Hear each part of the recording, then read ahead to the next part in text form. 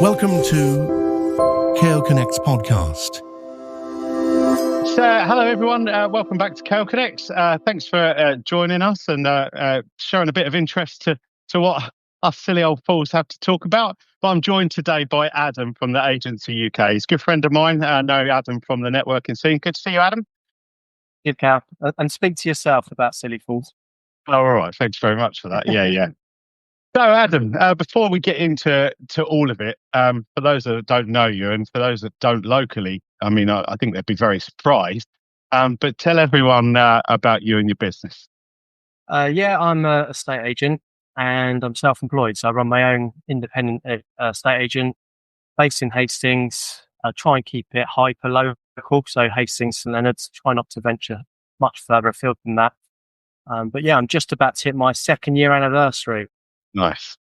Which I'm proud as punch to be saying. Yeah, 2 years. Okay. So you introduce yourself as an estate agent. Obviously, that's what you do. But knowing you, I know you do that very well because you offer a unique personal service, and we'll get to that in a moment. Interesting then. Let's just start off with 2 years. Coming up to 2 years, let's backtrack a little bit. What was before the 2 years? You were in an estate agency as in a big firm, were you? Yes, so I started life as pretty much an apprentice, a junior at Andrews and Partners, based in Hastings. That was 2009, so almost 16 years ago. You don't look old enough. Thank you. That really will get you everywhere. But yeah, it was a great firm to cut my teeth. It's known for doing fantastic training, really good reputation, very ethical company as well. So actually owned by a charitable trust. So yeah, I was there for about 13 years. And then during the pandemic, interestingly, COVID hit. Everybody was furloughed in Andrews, Hastings, sales and lettings, apart from me. So I was still going into the office on my own. We were still able to hand out keys and that sort of thing. And that's really when I thought, you know what, I could do this by myself. If I'm already doing it now in this environment, this huge office, just me managing and just about managing to cope, then that sort of sowed the seed really. But shortly after that, a local independent company called Oakfield bought Andrews. And I was there for about 18 months. Completely different culture, but again, it was a good place to mix it up a bit and kind of gave me that entrepreneurial flair and confidence that I could go off and do it myself, really. Yeah. So was it, going back through the years being in the stage, and was it something that you thought about, one day I might quite like to do this myself?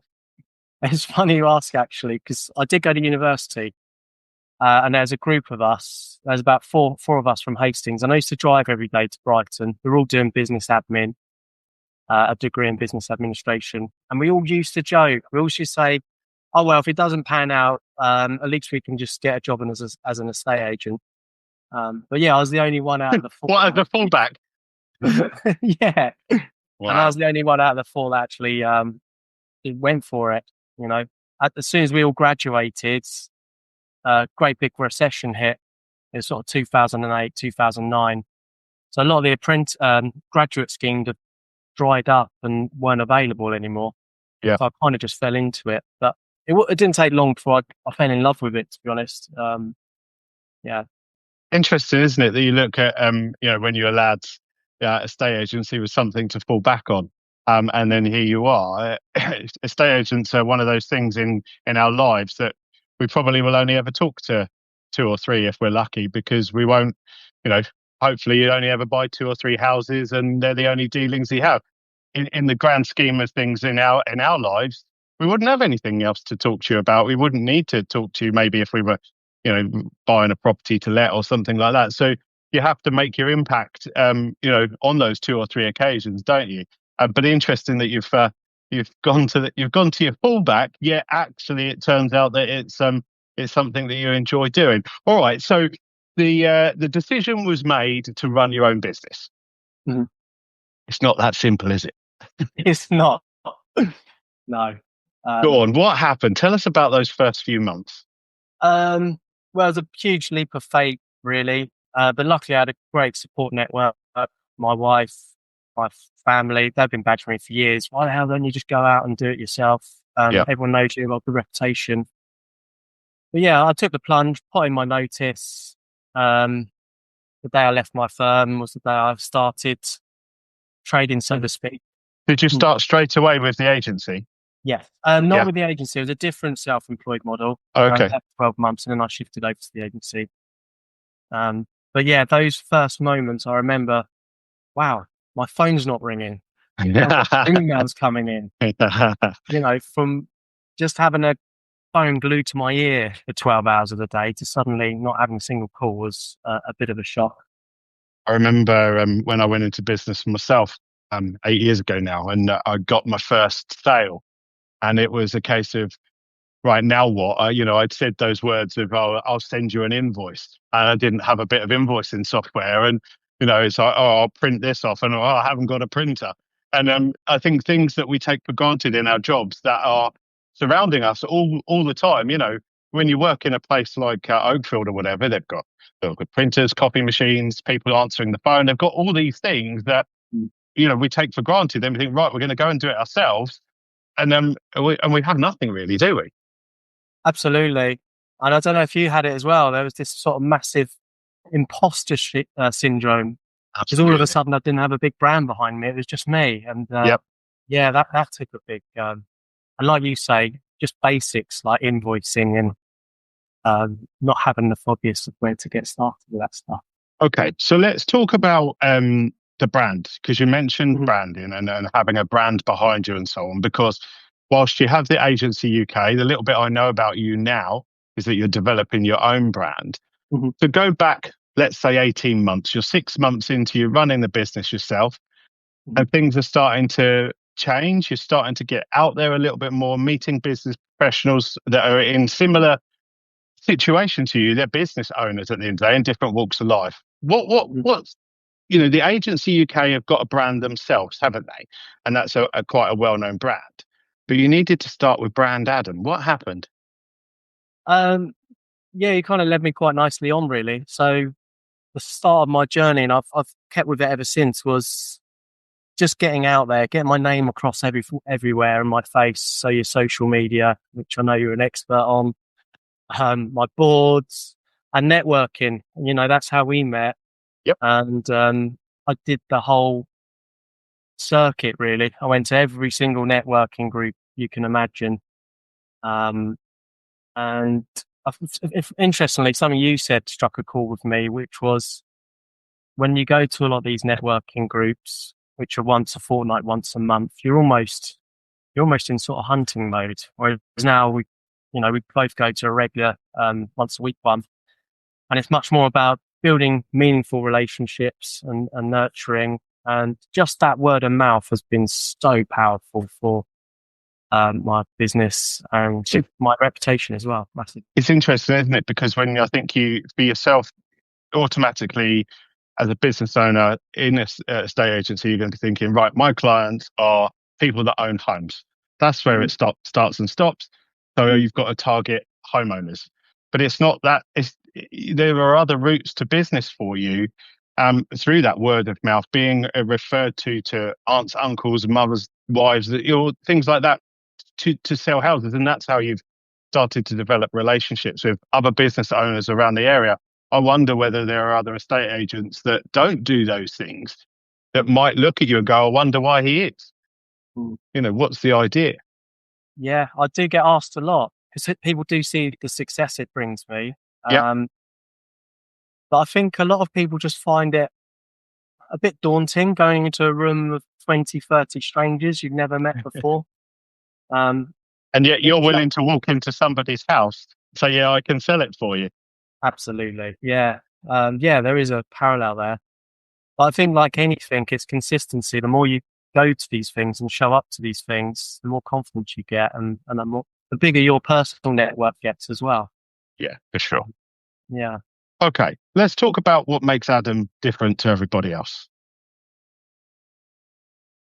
There's just one thing, which is me. Now, I'm not letting you have that. That's a really easy cop out. I'm not letting you have that. I've been asked that question a million times because there are other social media agencies out there, and I always fall back on, yeah, but you get to work with me.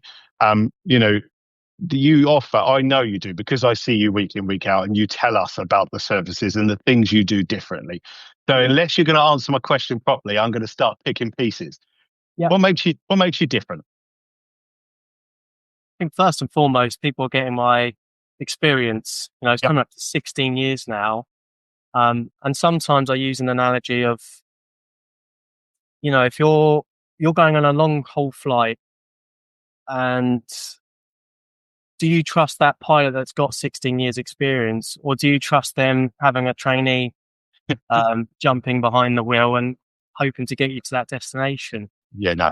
I'm sure they may do, but it may not be such a smooth and successful ride. And it's similar with me, really. Okay. So I'm going to start digging, because I know that there's loads that makes you different. And yes, okay, so you talk about your 16 years experience. Okay, so from that, one of the things that I've learned from you recently about hearing you present about your business and so on is the success you've had from picking up properties that haven't been selling for whatever reason, whether it be price, because I know we talked about that recently, whether it be the state of the home, things like that. For me, what stands out is the ability to go in and say, okay, it's not been selling. Let's look at why. Mm-hmm. So, again, let's get. I'm going to get you to dig into the staging and price. Talk about those two things. Again, it's about being straight and honest with people. Yeah. Like what you alluded to at the beginning of this podcast, you may only sell a house once, 2 times, or if you're really unlucky, 3 times in a life. But if you're like my mum, she moves into her forever home about 50 times. Oh, right, okay. Yeah, they're the clients I want more of. Yeah. But yeah, people don't know what to expect quite often, and too many agents aren't straight and honest with people. It's more about winning that. They call it listing, winning that instruction to put in their window. Whereas I go in there thinking, how can I help these people actually move? Sometimes they're quite uncomfortable conversations. We have to be really straight and honest with people. A prime example is one that exchanged last week. It actually completes tomorrow. That had been on the market on and off for 3 years with high street agents. The photos look ghastly with every agent who went on with. It wasn't the prettiest house. I hope they're not listening to this. They'd have already moved by the time they do. You're fine. Yeah.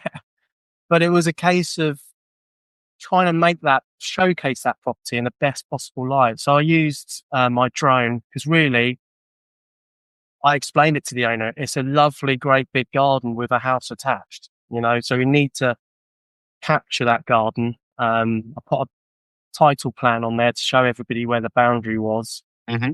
There was also a lapse plan and permission, which no other agent thought was important to mention. And there was quite a few rooms I didn't take photos of. The owner was really annoyed that I didn't take a photo of the sitting room. And I had to say to him, I'm really sorry, but there's too many cables, there's too much clutter. Trust me on this. Just let me do my thing. Less is more.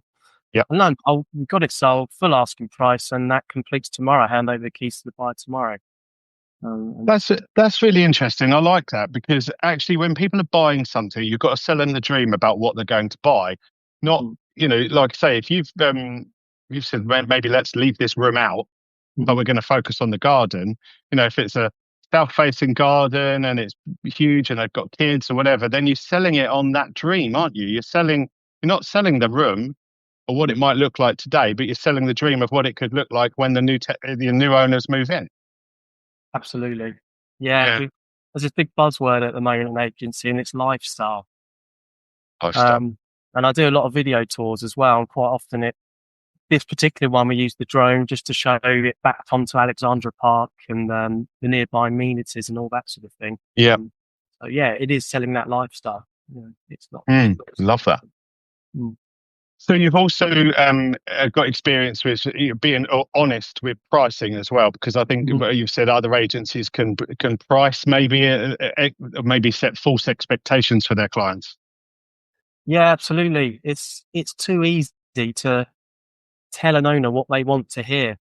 Quite Right. often, an owner will tell you what their expectations are, and it's my job to prove with evidence the comparable properties that are selling, the price per square foot that properties are typically selling on that street, and be realistic and honest with them. And that's why my selling time is a lot quicker than pretty much every agent in the town. When I last So it's not that you're necessarily going in cheaper than other agencies or anything. It's actually just being maybe a bit more honest about what's achievable. Absolutely. And it's a really tough market. And this is what I tell people. It's not the market to be ambitious with your price, because it's all relative. If it sells for a little less than you was hoping for, but you can buy for a lot less than what you was expecting to pay, then you're still better off. Yeah. But yeah. So I was going to ask you about the market then. So what this is going to go out March, April of 25 for anyone that's listened to it in 10 years. I'm sure you'd want to. But what's happening with the market right now? Because we've gone through the stamp duty dramas. There's lots going on in the world, isn't there? Yeah. I mean, in a nutshell, to cut a long story short, the market kind of hit its peak summer 2022. We had that sort of mini budget where everything come tumbling down. Inflation soared, interest rates went through the roof. And since then, so November 2022, things have cooled down a lot. I think in every market, whether you're selling houses, cars, you name it, everyone's been affected, but particularly housing, because with the interest rate rise, it means mortgages are a lot more expensive. Yep. So your cost per month for a property, in a lot of cases, almost doubled. There was interest rates of 1.5%, 2%, and they shot up to 5.5%. So it is really tough. You've also got a lot of landlords that are selling because there's new regulations coming in. So a lot of landlords are selling. And what has happened, or where we are now, it's the market's pretty saturated. There's tons of flats, tons of small houses. Even the upper end stuff, there's a lot of stock that's been sat there for months and months and months. And where they're not selling, new stock's coming on, and there's just huge amounts to choose from. And what I feel like I've got. Yeah. Sorry, no, go on, carry on. I was going to say, when I go out and value properties, depending how long ago they sold, but you quite often see what the asking price was, say £360,000. Yeah. And then I can show them what it actually sold for. And there's so many that sold for 330, 325. People take really big hits. Yeah. Yeah. It's tough. I feel like I've got loads that I could ask you, and we just won't have the time for it today. So maybe we'll revisit again in 6 months' time or something. But so what have you got planned now? What's happening for your business now? Because did I hear a rumor that you're trying to grow the team? Yeah, that's right. There's a lot of like-minded agents that want to get out of the high street and do what I'm doing. There's a lot of pros in terms of having a bit of autonomy and agency over your own time and delivering a better service, one-to-one service from start to finish. So it's a growing thing, and more agents are looking to jump aboard. I mean, I'm talking to 3 local agents at the moment. There's one in Eastbourne, one in Hastings, another in Hastings Zoo, and they're all looking to join. Part of my kind of umbrella, so to speak. So I'll be mentoring these agents so they hit the ground running. You're actually looking to grow your agency, under the agency UK. Is that right? Yeah, correct. Yeah. Yeah, good. Well, you've clearly got some skills to pass on to them, eh? Well, I've been there, I've done it.